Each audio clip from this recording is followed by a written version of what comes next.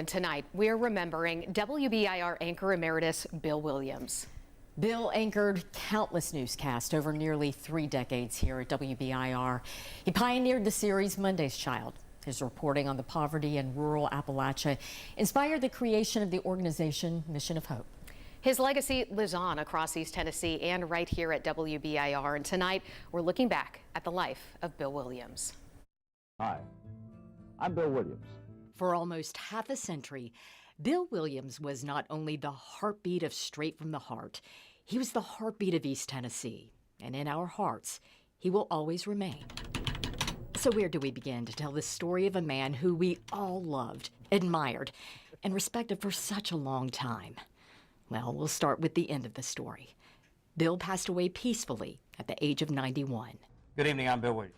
To you, the viewers, he was the newsman extraordinaire who also earned your trust on the anchor desk for 23 years. But he never stopped working at WBIR. In fact, his last story was about his dear friend and colleague, Ken Schwalm.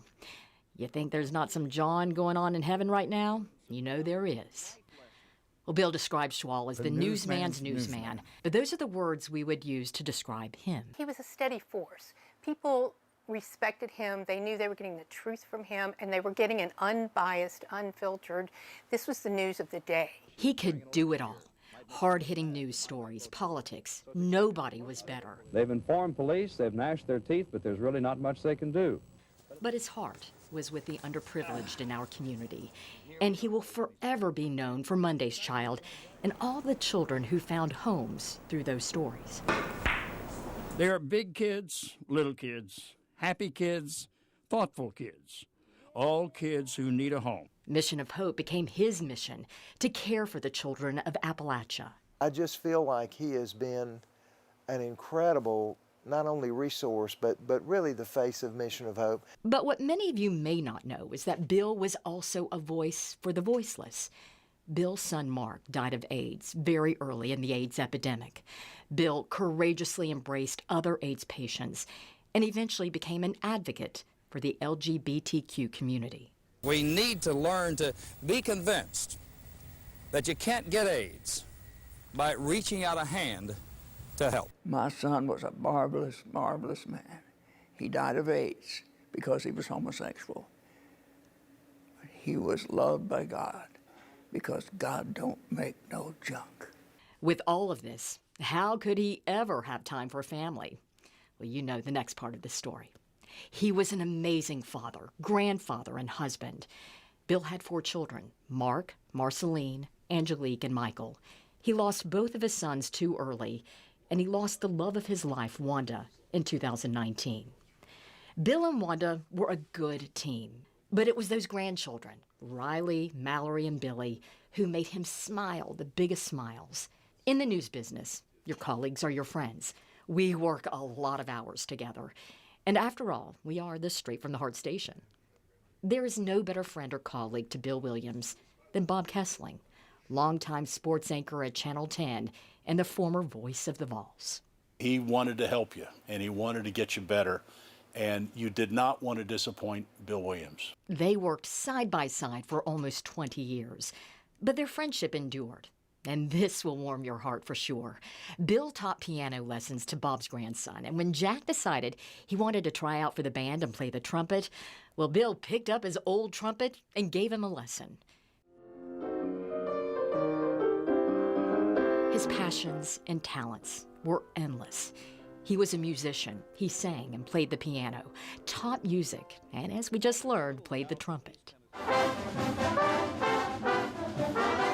Let's add one more job. He was the voice of the pride of the Southland Marching Band on game day. He even has a street named after him. It goes back to the Planning Commission, where it's voted on for the last time. And after the vote was taken, the head of the Planning Commission turned to the other members and said, "We can't vote against Bill Williams. That would be like voting against Santa Claus." There are 2 special women waiting for Bill at the anchor desk in heaven tonight. Margie said it would. Margie Eisen and Edie Ellis. Thanks for joining us. Have a good weekend and a good evening. It's going to be quite a night. In a moment of professional privilege, my heart is breaking. Bill was my mentor, my friend, and like a second father to me. There are no words to completely express the grief that I'm feeling. I was honored to be his co-anchor and one of the many women who he nurtured on this desk. My hope is just to make him proud. My prayers are with his precious family tonight. And for the last time, thanks for watching all those years,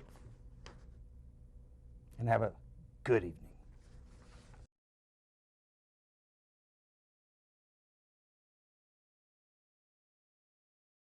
I know I speak for everyone at this station. Whoever walked next to Bill, whoever knew Bill, our lives are so much richer because of Bill Williams, and his legacy lives on beyond this place. It was a life well lived. He was a man well loved by all of us. We will never forget him. And of course, we're bringing in Todd now to share some more thoughts.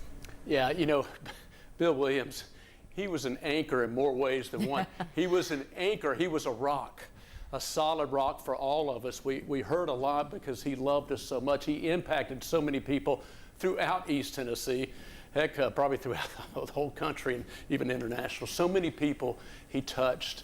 And we are going to miss Bill incredibly much, but a legacy, a great man of faith. He lived it. He walked it. He set a high example for all of us to follow.